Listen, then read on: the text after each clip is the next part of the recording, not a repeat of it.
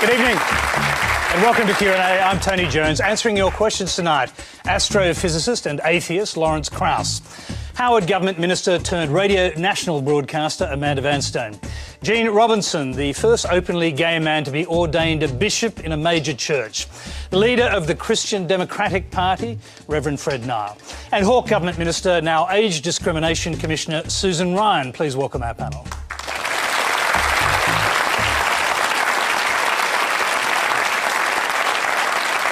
Thank you, and as usual, we're being simulcast on ABC News 24 and News Radio, and you can join the Twitter conversation with the Quanda hashtag.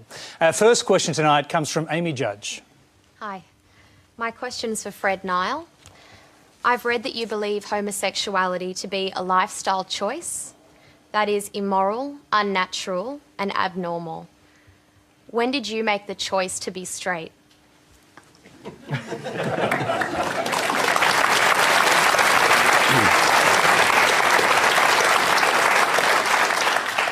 A choice you maintain to this very day. Well, thank you for quoting me accurately. Yes, I do agree with what you just said. And I was born straight. Oh, so you didn't make a choice? No, I was born straight. So all the heterosexuals are born the way they are. So being gay is a matter of choice, but being straight, that's in your DNA, is that right? It's a way of choice because I've met a lot of homosexuals who are no longer homosexuals. So if it's some way you're born that way, you can't change, and people do change. I've had some friend of mine who was previously the leader of the gay liberation movement and is now a committed Christian. He's no longer homosexual. So I think it is a life choice. Can I jump in here? I have a question. So, you know, homosexuality is ubiquitous throughout nature. In fact, probably 1,500 species. My favorite one is sheep, because there's homosexuality in many species, but there's only one that I know of that particularly exhibits the fact that they choose unique partners. And rams, 10% of rams have sex with only other rams. Now, I'm wondering if that's a lifestyle choice, too.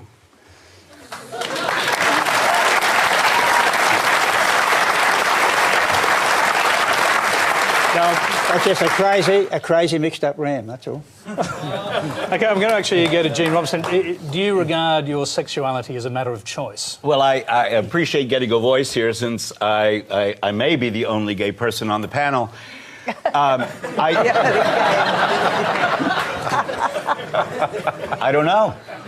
I'm very happy. I think it's the experience of most gay and lesbian people that indeed this is something that was determined long before choice was remotely an option. And in fact, all the research shows that sexual orientation is set by the time one is 3 years old, much earlier than any kind of meaningful choice can be made. I think given the stigma against gay and lesbian, bisexual, transgender, and intersex people, you'd have to have your head examined to choose it. On the other hand, I think it's really important to understand that we wouldn't choose to be straight if we had that option, because we are who we are, and some of us are even rather fabulous.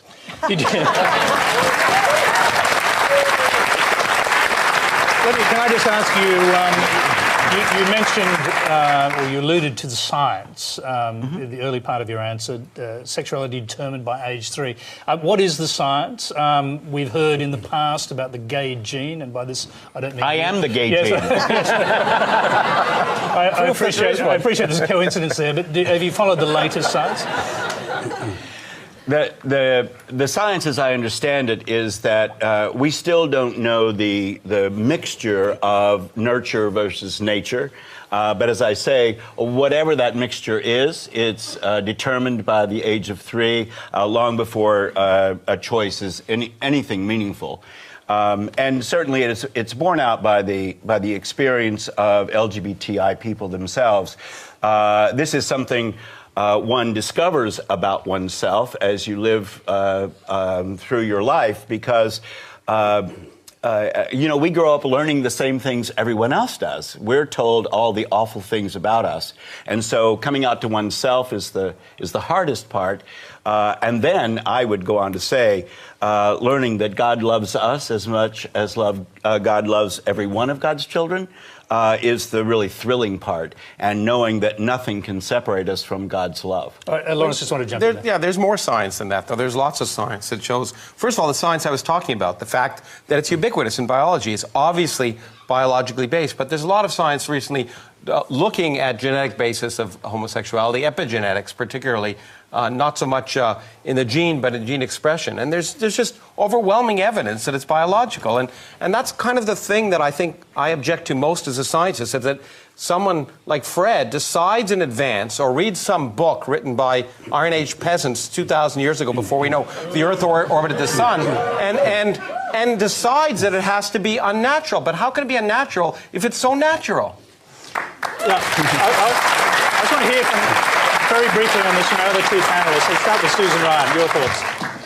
Well, I agree entirely with the scientific view on this. As you say, it's ubiquitous. We understand, we all grew up, us older people grew up in a society where homosexuality was repressed. People didn't like to talk about it. People didn't like it was happening. But as we understood that some people were homosexual, we then look around the world in every society, be it an old society, a modern society, be it an urban, rural, in every society. Is it about 10%, Gene? Probably a little less than that. 2%. 2%. Don't exaggerate. Okay, let's quickly let's bring Amanda Vanson in here. Let's not quibble. To me, it is a part of nature. It is a part of the fabulous diversity of human beings, and we have fabulous Jean over here to prove that. But no, I think it is absolutely a part of human society. Thank you for the sheep stuff. I didn't know that. It's great having a scientist on the program.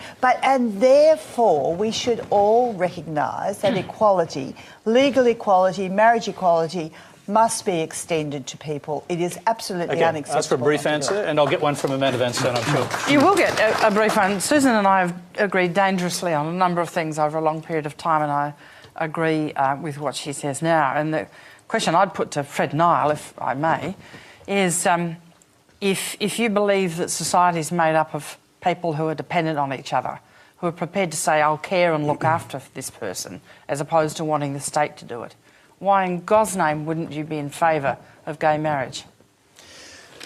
I'll pause you on that thought. We've actually got a question about this, and we'll take it right now. Well, the answer. Yeah, I know, but you don't get to ask questions. The people in the audience do.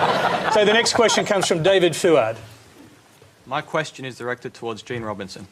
Jean, being a bishop, a leader, and an example for many Christians in the world, how can you encourage the act of homosexuality when it has been condemned numerous times in the Bible, being called unnatural, unrighteous, lawless, an abomination, and shameless? And being a Christian, how can you encourage gay marriage when Christ himself said that God made them male and female, therefore a man shall leave his father and mother and be joined to his wife?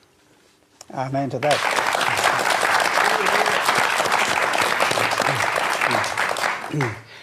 Faithful Christians, many of us, progressive Christians, understand the Bible in its context. The whole notion of sexual orientation is only about 140 years old. It was at the latter part of the 19th century that the notion that a certain minority of us would be born affectionately oriented towards people of the same gender rather than the opposite gender. It's a new concept. You can't take a modern-day concept, read it back into an ancient scripture without doing violence to the scripture. The three-day seminar on this, constricted down to one or two sentences, is that the Bible is not talking about what we are talking about today, which is faithful, monogamous, lifelong intentioned relationships between two people of the same gender. As far as the Christian community and my role in it as a bishop, it seems to me that I'm doing far more for the faith in trying to live a life of integrity, being honest in a way that all the gay bishops before me were not honest. And standing up for who I am, which is a child of God who happens to be gay and is absolutely convinced of God's love for me. Briefly, Jean, in your book You actually make the case that you support marriage as an institution. In fact, you want more people to be married because that will make the institution stronger, including the first line in my book is, I believe in marriage. I do. I witnessed my own parents 66 years married, and hope I live long enough to achieve that. I'm up to 25 years so far with my partner and now my husband. It's interesting to me, and I would join you in this, that I can't imagine that the conservatives aren't all for this. For years they accused us of shallow relationships and promiscuity, and here we've got people wanting to pledge themselves in faithful commitment to one another and in support of the institution of marriage. Okay, let's hear from Fred Nile then, because it seems you do agree on one thing: the institution of marriage is important. He just wants more people to get married. Well, he doesn't recognise the truth that his actions will undermine marriage.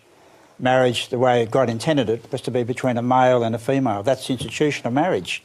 It can't be two men or two women, and you're undermining the institution.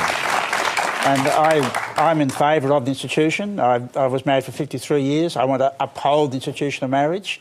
And I know people are arguing what you're saying, where you're for marriage, so you want homosexuals to get married, but you actually are torpedoing the institution of marriage and undermining it. I think what's torpedoing the institution of marriage is the very high number of heterosexual people who are jumping out of it. Yeah.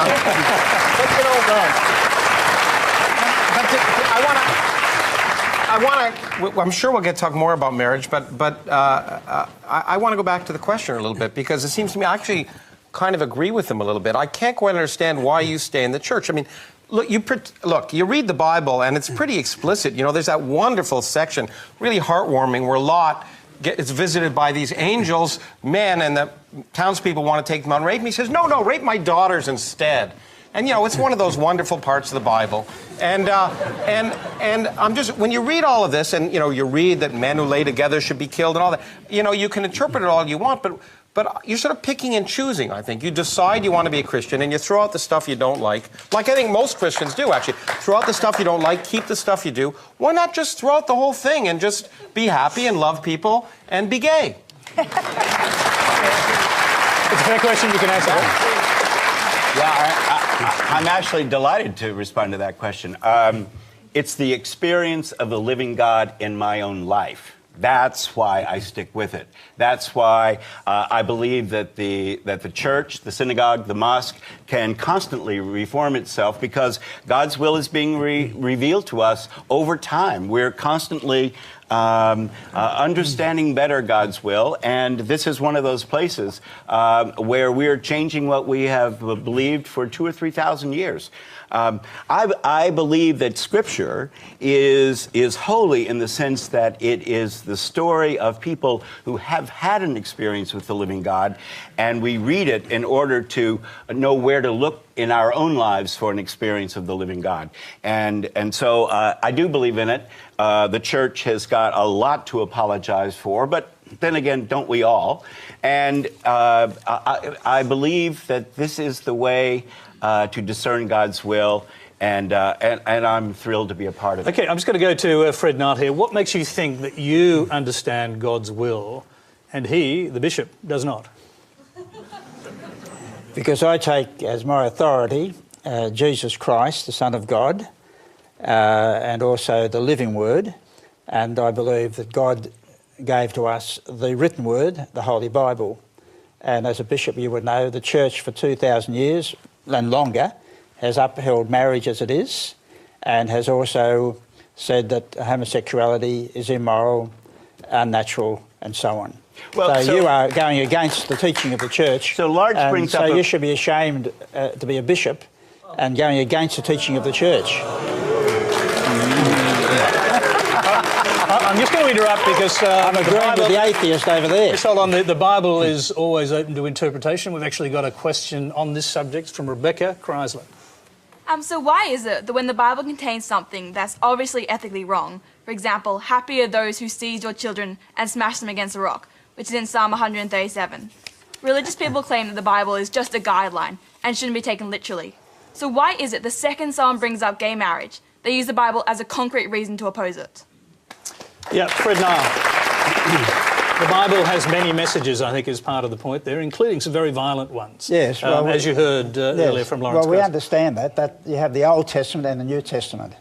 And Jesus made it very clear that he had replaced the Old Testament with the emphasis it did have with the New Testament and said, I have a new commandment for you to love one another.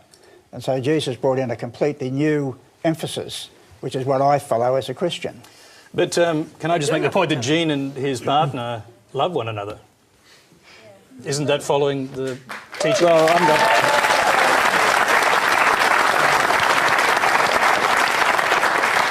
Gene has to answer to God, not to Fred Nile. And I'm delighted to answer to God for that. And I am worried because there is a passage in the Bible with Jesus where he said that in the last days some people will come to me and start saying, Lord, Lord, Lord, and think that they're on the right side. And he said, I will say, depart from me, I never knew you. So you must be very careful where you are in your own personal salvation and your relationship with God. I don't like doubt as a motivator. I mean, that's you're saying that people might choose to follow a particular path because they've been frightened by the scripture that says if you don't, you might not get into heaven. Well, frankly, that's not any heaven I want to get into. My grandmother used to say, if you are nice to people every day, because she didn't make us go to Sunday school when we stayed with her, she said, if you're nice to people every day, other than to defend yourself, because that's, you know, a box on's fair enough then, you'll get into any heaven worth getting into. Now, how could you disagree with that? Guys, can I Lawrence, I know you want to jump in, but that is different from the teaching of the New Testament. Well, so you can be a nice person your whole life and still not get into heaven. Excuse me for 1 second. It's not worth going there. Yes. On this table, we have to have eternal life, you have to believe in Jesus Christ as Saviour. Excuse me, Fred, it's only one way. So I will give you a chance to answer this, but on this table we've got two different interpretations of the New Testament. We've got Gene's, and I'd like maybe to... three. Yes, two theological interpretations. So, Gene, what did Jesus say about homosexuality? Jesus said nothing about homosexuality. This was also, I mean, I want you to listen very carefully to what I'm about to say and what I'm not saying. This is a man who remained single throughout his lifetime in a culture that virtually demanded marriage. He spent most of his time with 12 men. He singled 3 of them out for special leadership. And one of them is known as the beloved disciple, the one whom Jesus loved. I think to solicit Jesus into the notion of nuclear families, husband to wife and 2.2 children, begs the question of the fact that Jesus actually had a very kind of alternate lifestyle. I'm not saying he was gay. I'm not saying that he ever had sex with anyone. I'm just saying that this is a man who lived outside the normal boundaries of his own culture and knew about a family of choice. When his mother and brothers came to fetch him once at a house and he was told they were outside, he said, who are my mothers and brothers? They're the ones who do the will of God. So I think we have lots of room to wonder about this Jesus who was always reaching out to the marginalized, to the oppressed, and was always advocating for them, usually against the moral arbiters of that day. Okay, now Fred, there's the other interpretation of the New Testament. Yes. According to Gene, Jesus said nothing about homosexuality. Yes, well, he's misrepresenting what Jesus said. What did he say? Jesus, for example, did say what marriage is. When they were asking him, he said, marriage is where a man shall leave his mother and father and shall cleave to his wife, the two shall become one. 2 men cannot become one, 2 women cannot become one. But God has made us biologically so a male and a female can become one and complement each other. So that's the first thing. There is also a code word in the New Testament, and Jesus often referred to Sodom. And everybody, and it's been all quoted here already, you quoted the story. So every Jewish listener knew what Jesus was referring to when he said, it's going to be worse for you than it was for Sodom. He only had to use the word Sodom. They all knew what the story is about, where the men wanted to have sex with these 2 attractive, I assume they were attractive angels, male angels. Actually, Fred, you're quite wrong about that. If you go back and read, you'll see that Jesus said that the sin of Sodom was its ill treatment of the poor. Well, let me jump in and say, I mean, we're all pretending Jesus was this great guy, but let's step back and say, this guy also seemed to say, if you don't believe in me, you know what? You'll be condemned to, you won't get to heaven. You'll be condemned eternally to pain and worse than the people in Sodom and Gomorrah just for not believing in me. What kind of God would you? I mean, what kind of love is that? What kind of love? People who are loving, caring, good people will go to hell for all eternity for choosing to use their brains. And I find that just, okay. I want to hear from Susan, who's been left out a little bit on the end there. Well, I'm not gay. I'm not married. Not a great fan of marriage. I have been married, so maybe I haven't got a lot. Maybe I haven't got a lot to say. But I've got this. I was brought up a Catholic, and our religious education was really the New Testament, not the Old Testament, and the parts of that I remember very fondly, and indeed I have brought into my political life and my human rights work, is not whether Jesus said Sodom or it's feeding the sick. It's healing feeding the hungry, healing the sick, even raising someone from the dead, which is the ultimate healing. It's throwing the usurers out of the temple. It's including women in the conversation he was having with his disciples.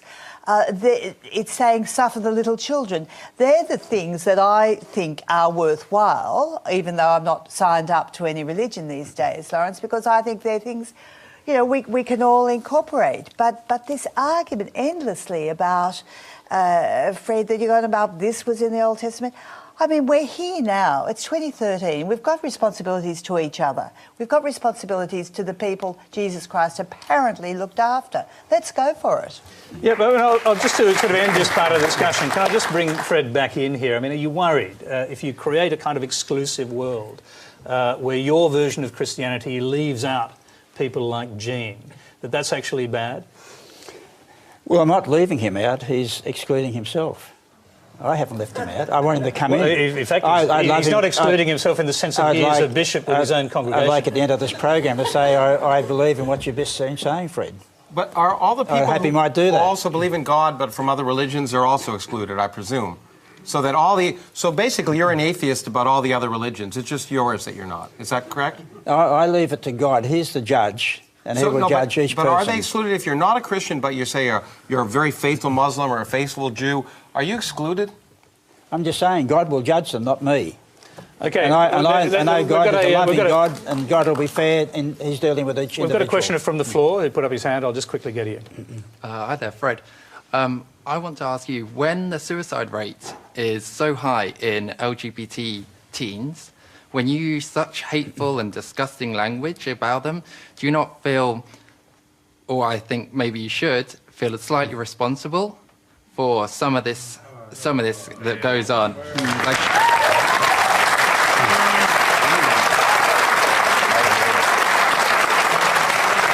I must object to that, because I will give you $1,000 if you can find anywhere where I've said anything which is hateful or vicious about homosexuals. Okay?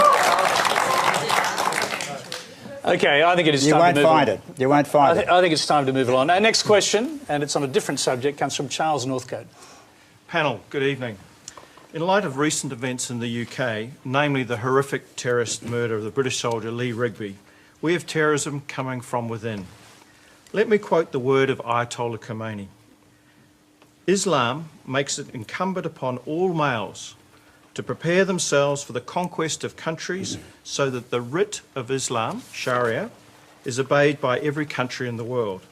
Those who know nothing about Islam pretend it counsels against war. Those are witless. Islam says kill all unbelievers just as they would kill you. How do you propose to make a stand against such radical behaviour and belief systems? Lawrence Krauss, let's start with you. Well, I think the way you make a stand is the way you make a stand against all religious nonsense. You point out there's nothing. Actually, Islam, I don't think, is that different than Christianity. It's 500 years behind the game, but Christianity was doing the same stuff 500 years ago. I think you have to point. I think you have to point out that we all have a common humanity, and that the myths and silly stories in Islam are just as silly as the ridiculous stories in the Bible. And that we teach kids to, in fact, get their beliefs to conform to the evidence of reality rather than deciding in advance what is right before they even ask the question. So education, I'm an educator, and I said it before, but if the only tool you have is a hammer, everything looks like a nail. And to me, it's education. You educate people. What you're talking about is really ignorance. I think you can control people by keeping them ignorant. And you see the Taliban doing it in Afghanistan. They have madrasas that get kids to memorize sections of the Quran instead of teaching them mathematics. And so the more knowledge you have about the world, the less likely you are to that kind of radical hatred, it seems to me. Amanda Vanstone, the questioner began by talking about... Thank you. The questioner began by talking about the murder of that young trooper in a suburb in London, hacked to pieces by two people who were trying to make a political point. How do you actually deal with that? Well, I suspect British people can deal with it better than legislation or intelligence agencies can. And if you were there, I think the best thing to do is find your Muslim friends. If you've got some, if you haven't, find some and make friends with them. And find your friends who've come from Africa or who the children have come from Africa and go out to dinner with them. Make a public statement that not everybody is like that. I think if you let the media stories of this push us into it's us versus them, that's what you'll get. What you have to do is say, no, it's not us versus them. It's all of us over here against those few crazy nutters. Susan Ryan. Well, I couldn't put it better than Amanda has. It is about embracing and including people, and I think we do that very well in Australia. Not well enough. We've still got some issues, but the more we provide every community opportunity to people of Islamic faith coming to live in Australia, the better it will be. And the other thing that I always say helps in any situation about religion or terrorism is educate the women. The education of women is the great solution to many a problem. Yeah, I agree with that, absolutely. Fred, just a quick comment. I object to your comparison of the Islamic religion and those quotes with the New Testament. You'll find nothing in the New Testament which would encourage you to kill anybody. I didn't say it was violent. I just said it was silly. No, but you were given the impression, as you said, 500 years ago, what happened 500 years ago was not based on what the New Testament teaches. It's based on the Crusades and what Well, men I mean, think. I actually think the worst crime in the New Testament is the crucifixion of Jesus. It seems to me amazing that you solve the problems of the world by having someone sacrifice, by having this person violently tortured and sacrificed for the sins of a non-existent forebear who made the mistake of taking an apple from a rib woman. I mean, it just doesn't seem to make sense. Jesus was dying for all of our sins, your sins and my sins. And the Okay, Fred, sins. we've been a bit off topic there because the question was actually about terrorism and how to deal with it, and particularly Islamic extremism. Well, I'm very concerned about Islam, and I've spoken on this before. And what is being quoted is correct. It is in the Quran.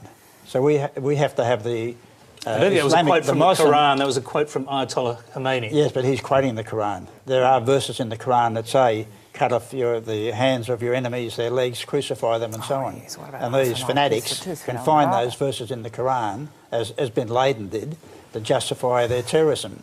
Now, I believe the Islamic Just like, in leaders, fact, you could take that psalm, which is out of the Old Testament, which suggests you could dash babies' heads against rocks as part of a revenge against the Babylonians. that's the point I'm making, that's no longer relevant in the New Testament period. Jesus said that was the Old Covenant. We're now under the New Covenant. Okay, He said, love your enemies. Love your enemies. All right, I'm going to interrupt us just for a moment because we've got another question on this topic. It's from Rashad Farid.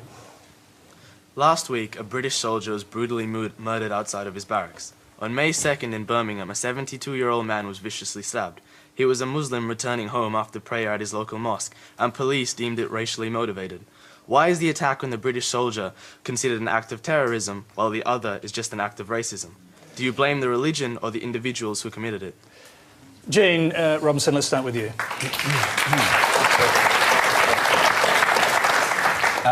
Rashad, I believe is your name? Yes.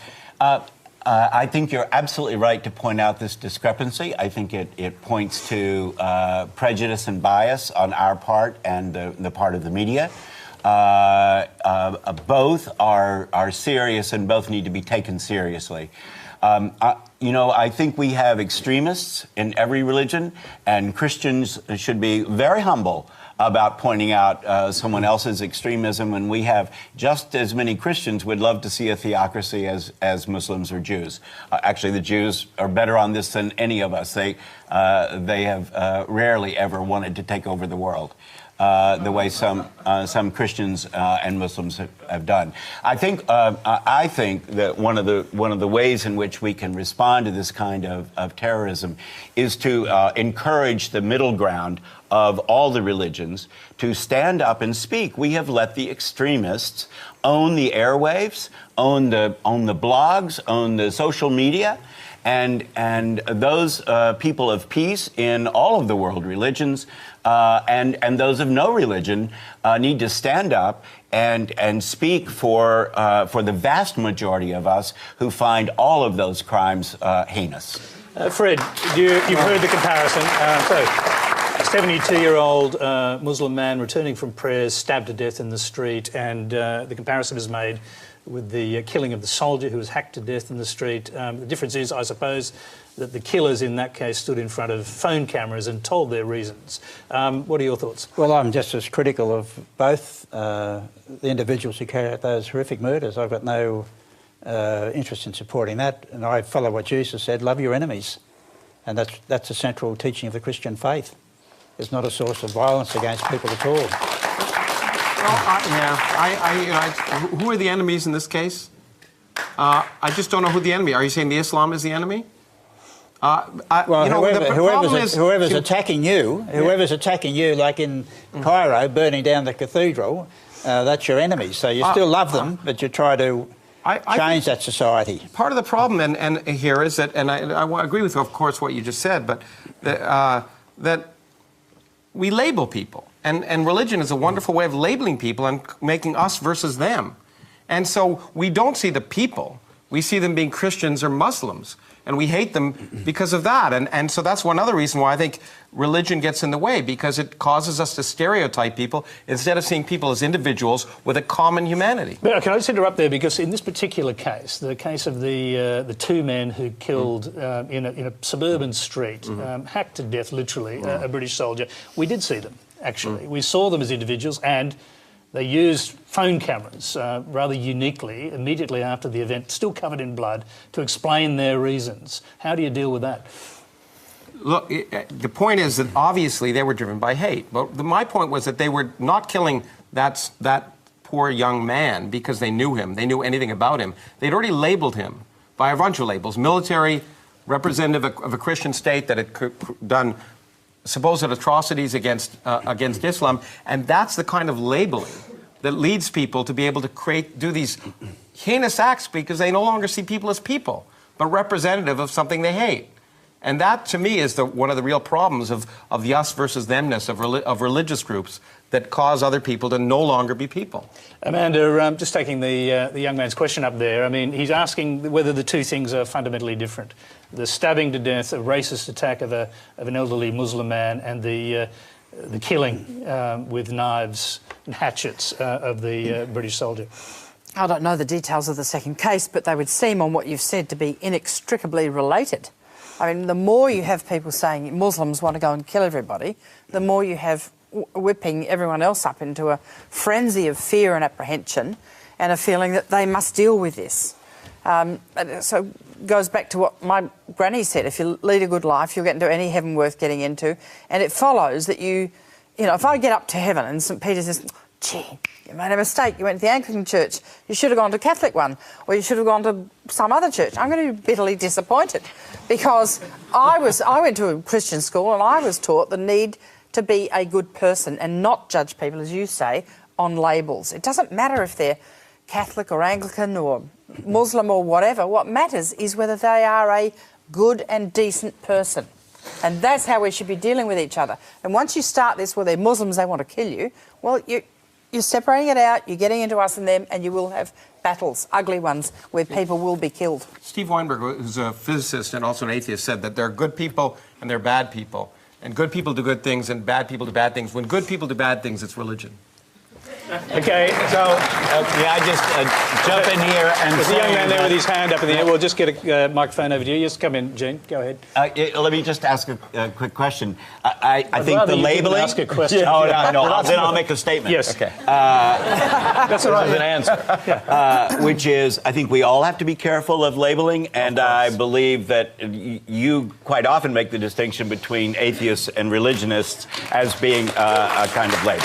Okay. I'm sorry, but I'm going to go back to the questioner in the front row there. Go ahead. Professor Krauss, Yeah. you say religion is the only way to make a good person do a bad thing.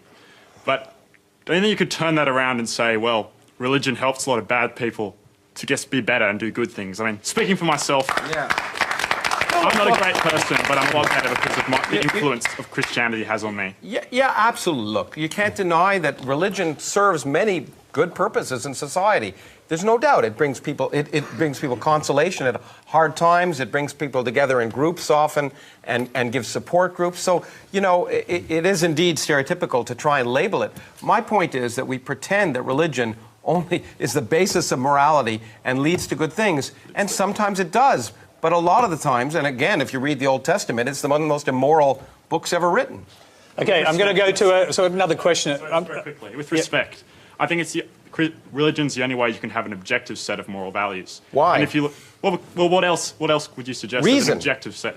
Reason. Okay. Thank you. We'll take that as a comment, and we'll go to our next questioner. It's Eddie Ozels. Gene Robinson, American comedian Robin Williams has suggested that Episcopalians are Catholic light, L-I-T-E, all the rituals but only half the guilt. It seems he's saying that there is no God in all this. It's all about the bells and smells. Can you defend the existence of God to someone like Lawrence Krauss? You can he's sitting right there. You can have a crack at it. I have no need to convince Lawrence Krauss of anything. I am delighted to be his colleague, and I'm also delighted to affirm the appropriate role of reason. I don't see it as an either or. I see it as a both and. I think we can be reasonable, logical, scientific people and be religious. There is no conflict between religion and science. Science tells us what happens, and religion tells us who made it happen. It's God who thought up the Big Bang. It's God who thought up evolution. How do you know that? How do you know that? I don't know that. Yeah, okay, good. I believe that. Oh, okay. And here's my point would be, my particular believing of that allows me to treat people with, I shoot for infinite respect of one another. I derive my own values from my own experience of God, and it motivates me to be the kind of better person that Amanda's talking about. So for me, that works. I don't have a need to convince you of that, and I can also respect. I think it's probably a good idea you don't have a need to do it, because the truth is, I don't think you did. Because he's not going to be convinced by... No, but I think you'd accept, and I'm sure you'd accept the fact that I can feel exactly the same way about respecting people, and it's all based on the fact that I don't need to buy into those myths. I can come to the conclusions based on the evidence of reality and reason, and decide it's reasonable to treat you with respect, because it leads to a happier for me and happier for you. So it's not as if I need that God to come to that conclusion. God is just redundant. It's not necessary. All right. Now, Amanda Van Steen in the middle of that conversation. Yeah, well, look, I have an admission to make. I think the young man in the front, has a point to make. I'm disappointed in all of the churches. I think they've let us down in a whole variety of ways. But I do think there is a place for someone, certainly other than the state, and certainly other than just Rafferty's rules, to come up with a set of moral values, or a number of sets of moral values. I don't have the same confidence in reason and rationale. There's plenty of books you can read to show that cross-culturally you can come to different conclusions, and I don't think history shows that men left to their own devices always do good things. So the churches, in my mind, have had a role to play in guiding people as to what is a moral and good life to lead, but they haven't always done it themselves. Well, they don't have the same moral. No, they don't. But we don't all have to be the same. We don't well, all why have is to it be any the different same. than reason? I think reason's not to be trusted, but the churches have... You've got a point. Amanda, I'm going to cross to the other end of the panel. I'd like to hear what Susan Ryan has to say about this. Well, I think that having a faith can inspire people to live very good lives. We have two examples here. I'm not sure about Amanda's status. You don't have to tell me what you're... Give me a break. You think She's a good liberal. But it's not the only. It's not the only thing. I mean, I know many people in my own family, Catholic nuns, priests, and so on, who live a life of altruism, which I, with my political philosophy, admire. But I agree with you, you don't need to have it. If it's there, you think, well, that's good. That's very fine. You're a Sister of Mercy who goes and works with the asylum seekers and so on. I really admire that. I respect it. I'll do what I can to help you. But there are other people who go and do similar good works from different motivation. So I would never knock someone's religious motivation. I would respect it when it was constructive and altruistic, but I can't see that you have to have that particular motivation. You don't have it, and these days I don't have it, and yet I hope we are pretty constructive people. Let me bring in Fred, and we'll go back to Eddie Ozell's question, and really, do you want to have a crack at convincing the atheist of the existence of God?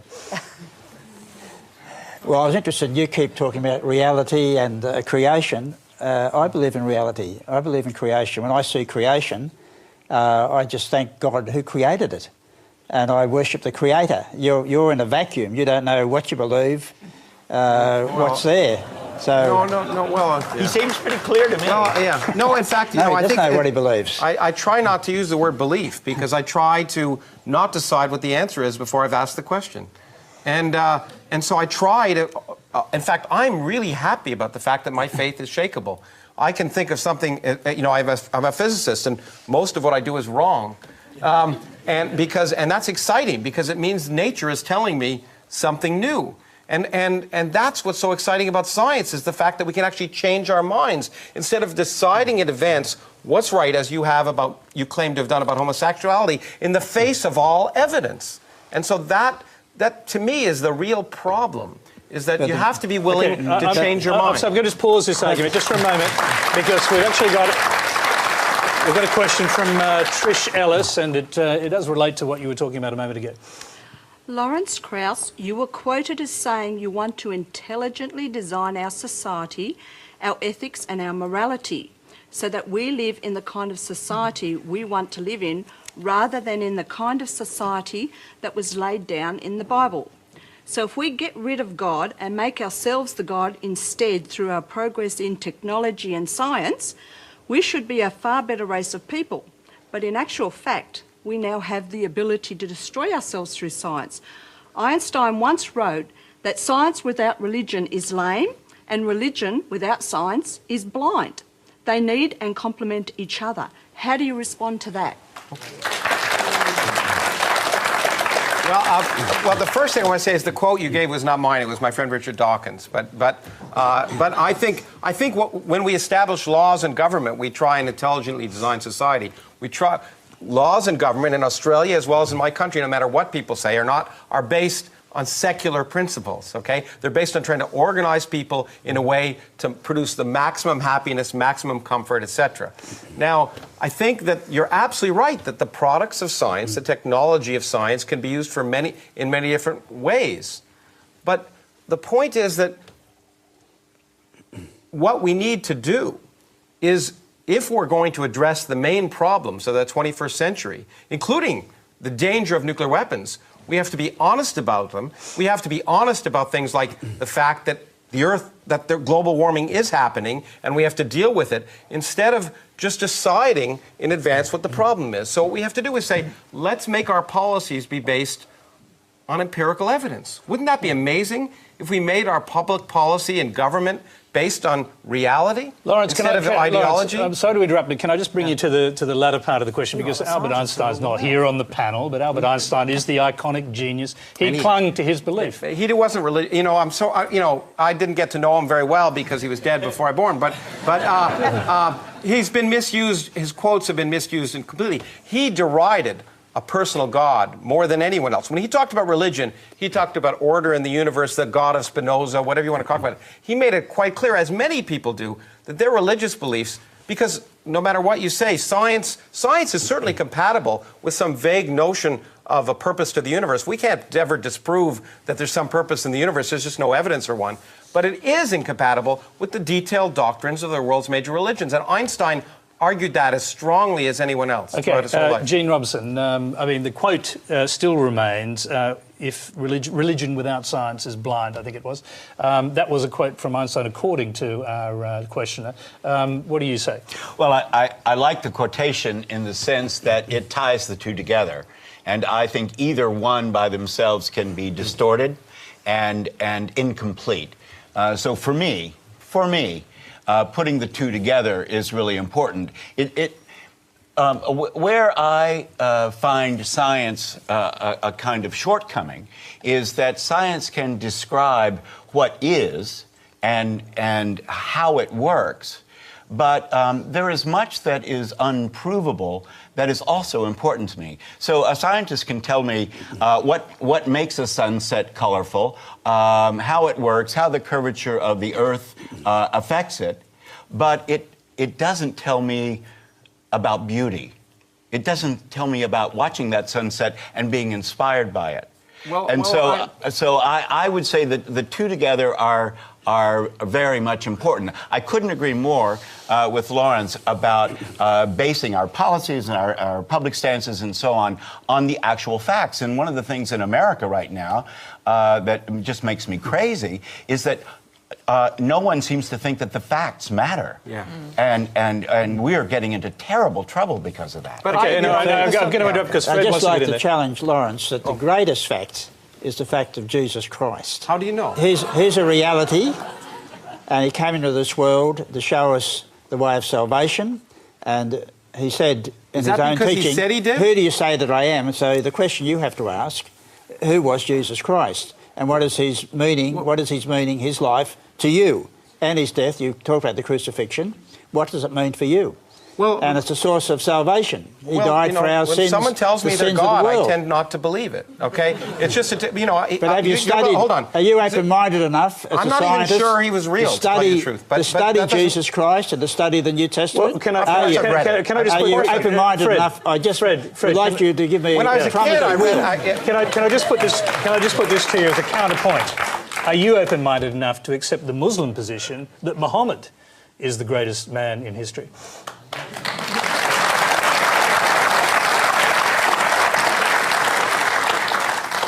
I don't believe he's the greatest man in history in the same way Jesus Christ was. Okay, Jesus Christ is the Son of God. That's because you've decided he is. But that's factual history. You can actually study that. Factual history? There are documents, there are historical documents that show that. That show what? It's not that a he myth. existed or that he's the Son of God? Well, I'll tell you one thing, Lawrence, Muhammad certainly agreed that Jesus Christ was a great prophet. So we'll leave that aside for one moment. We've got a few other questions to go to. You're watching Q&A. The next question is a video question. It comes from James Mackay in Orange, New South Wales. My question is to Mr. Nile. I have a terminal illness, motor neuron disease. Why did you not support the New South Wales Greens' rights of the terminally ill bill? By your actions, you have condemned me to a very painful, undignified death.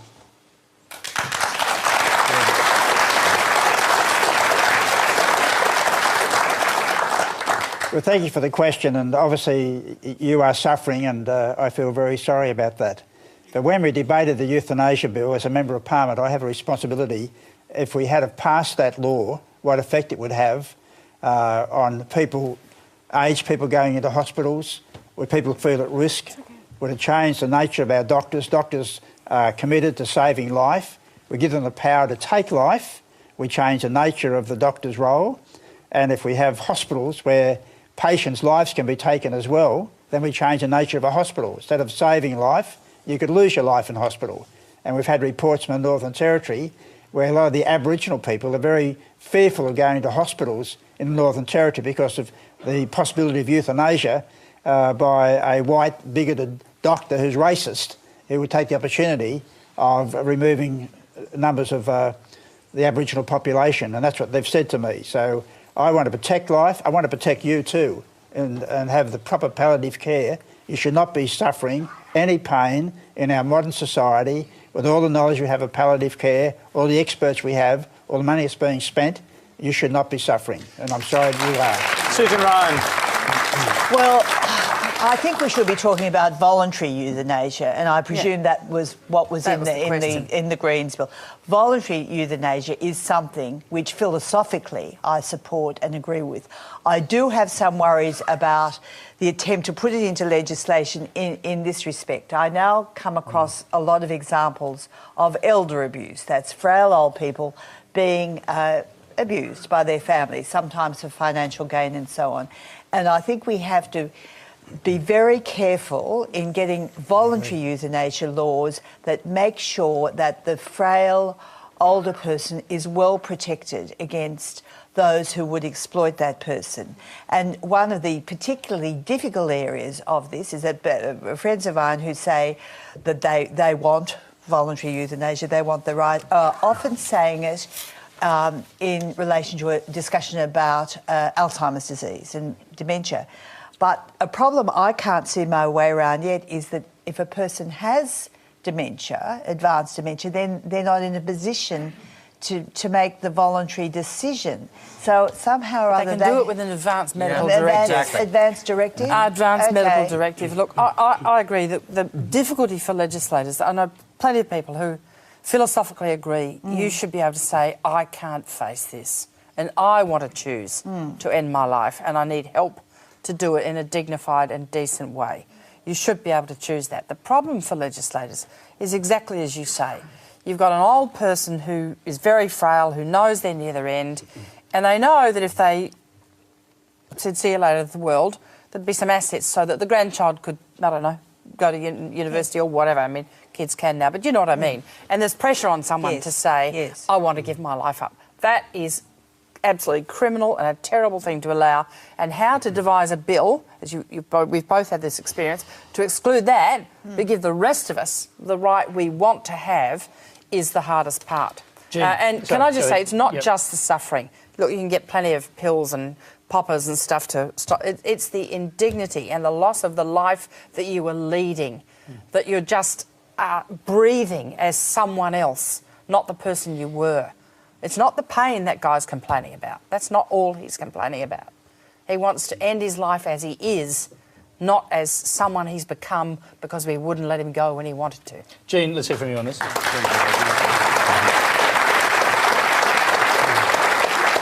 So I would very much agree with Susan and Amanda on this. I think that part of a society's respect for each individual citizen includes this right to die with dignity.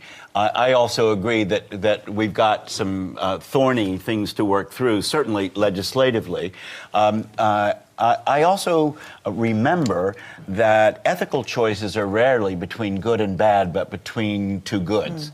And so knowing how to balance those two things, so both the protection and the freedom, is very complicated. But we can do it. Sorry, Lawrence, we've got one last question. It is actually to you. It comes from Chris Summers. Hi, Lawrence. Hugh Svange. My question is this. Criticism of science by religious people is sometimes focused on a particular scientific theory. The multiverse theory has been criticised by religious people as an example of science having faith in a guess made without evidence at all in order to explain a mystery.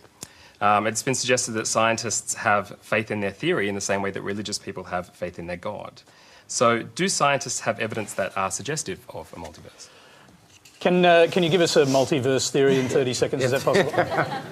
Well, yeah, the difference between the multiverse and God is the multiverse is well motivated by evidence, okay? So we've been driven to it because of theories that actually do describe nature.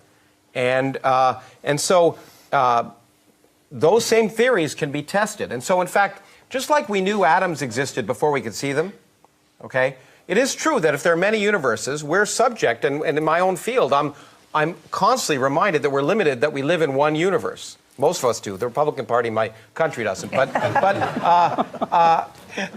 And therefore, there are some questions we can't empirically test directly. But if, for example, we have a fundamental physics theory that makes 25 predictions, all of which agree with the data, and the 26th prediction is that in the early universe, those same physical processes would have resulted in an early expansion that would produce many different regions that are causally disconnected, there'd be no reason not to accept that fact. But the other huge difference is, however, that if there was any evidence against it, we'd throw it out like yesterday's newspaper.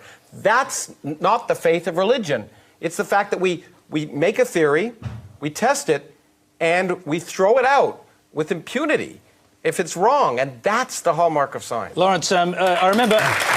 Very briefly, because we're running out of time quite quickly, but I remember the last time you were on this show, we went back into the green room and I said to you, is it possible the multiverse, that is multiple universes, could have existed at the time of the Big Bang? And from memory, you said yes. Yeah, absolutely. In fact, it's quite, if you look at what we now know about fundamental physics, it's quite likely that our universe isn't unique. Almost all of the theories we have suggest our universe isn't unique. Now... But at the same time, you argue that the Big Bang sprang from nothing.